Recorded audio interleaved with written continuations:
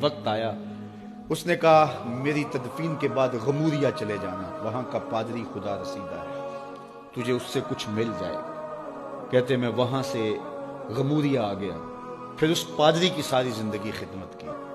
جب وہ مرنے لگا تو اس نے کہا کوئی ایسا شخص نہیں ہے جس کے پاس اب میں تجھے بھیجوں، لیکن نبی آخر الزماں کے ظہور کے لمحے آ گئے، تو یہاں سے یثرب چلا جا، وہ اس نبی کی ہجرت گاہ ہوگی، تیری زندگی سنور جائے گی، تو نے بڑی محنت کی ہے، بڑی نوکری کی ہے میری۔ کہتے میں نے اس کو کہا کہیں ایسا نہ ہو میں دھوکہ کھا جو مجھے کوئی نشانی بتا دے۔ اس نے کہا 3 نشانیاں ہیں، ایک صدقہ نہیں لے گا، دوسرا ہدیہ رد نہیں کرے گا، تیسرا 2 کندھوں کے درمیان مہر نبوت ہو۔ کہتے ہیں میں نے اس کی تدفین کی، یثرب کی جانب جاتے ہوئے ایک قافلے میں شامل ہو گیا، انہوں نے مجھے پکڑ کے اپنا غلام بنا لیا، لیکن میرے پہ مہربانی یہ کی کہ مجھے بیچا جا کے مدینے میں۔ ایک یہودی نے مجھے خرید لیا، میں اس کے باغ میں گوڈی کرتا تھا، کام کرتا تھا، کھجوریں توڑتا تھا، لیکن میں انتظار میں تھا کہ کبھی وہ نبی آخر الزماں آئے تو مجھے دید ہو، کبھی عرش پر، کبھی فرش پر، کبھی ان کے در، کبھی در بدر۔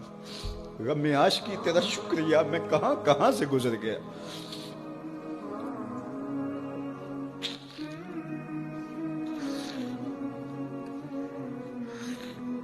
کہتے ہیں ایک دن میں اپنے باغ میں کھجوریں توڑ رہا تھا کہ ہواؤں میں مستی پیدا ہو گئی اور ہر سمت سے طلع البدر علینا کی صدائیں گونجنے لگی۔ میں سمجھ گیا کہ وہ لمحے آ گئے، میں نے چھلانگ لگا دی اور دوڑ پڑا۔ میرے آقا نے سمجھا شاید غلام بھاگ گیا، اس نے دوڑ کے مجھے پکڑ لیا۔ میں نے اس کو کہا کہ میں نوکر تیرا ہی ہوں، لیکن دل نوکر کسی اور کا ہے، میں بھاگوں گا نہیں، مجھے جانے دے۔ میں کچھ کھجوریں لے گیا تھا صدقے کی نیت سے، جا کے حضور کو پیش کی۔ آقا کریم نے فرمایا ہم نبی صدقہ نہیں لیتے۔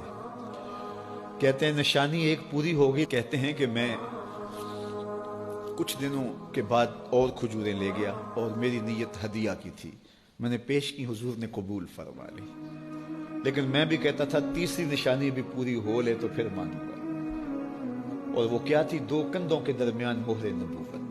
کہتے ہیں ایک دن حضور میرے باغ میں آئے اور آقا کریم نے اپنے مبارک کندھے پہ چادر رکھی ہوئی تھی اور چادر کی اوٹ میں مہر نبوت چھپی ہوئی تھی، اور میں پیچھے ہو کے دیکھتا تھا، اور میری آرزو یہ تھی کہ کوئی تیز جھونکا ہوا کا آئے اور چادر ہٹ جائے اور میں مہر نبوت کی زیارت کر لوں۔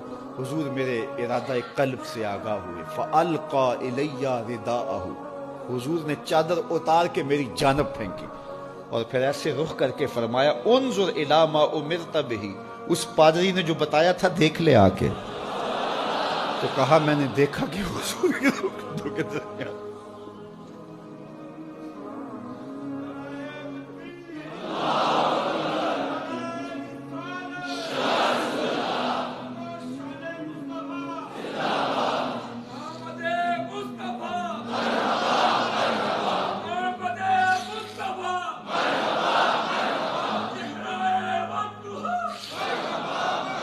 شب ہجر کی سختیاں کوئی اس سے جا کے پوچھے، تیری راہ تکتے تکتے جسے صبح ہو گئی۔ ہم نے تو کوئی انتظار نہیں کیا نا، ہم نے تو کوئی دکھ نہیں سہا، ہم سوئے تھے مقدر جاگ اٹھے۔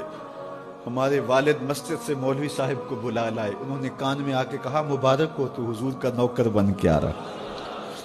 میرے والد گرامی ایک شعر جھوم کے پڑھا کرتے تھے، محمد جانے جانا ہے، پیغمبر ہو تو ایسا ہو، رسولوں کی بشارت سے مبشر ہو تو ایسا ہو، امر توقیر کا سب کو موکر ہو تو ایسا ہو، کیا ہم کو غلام ان کا مقدر ہو تو ایسا ہو۔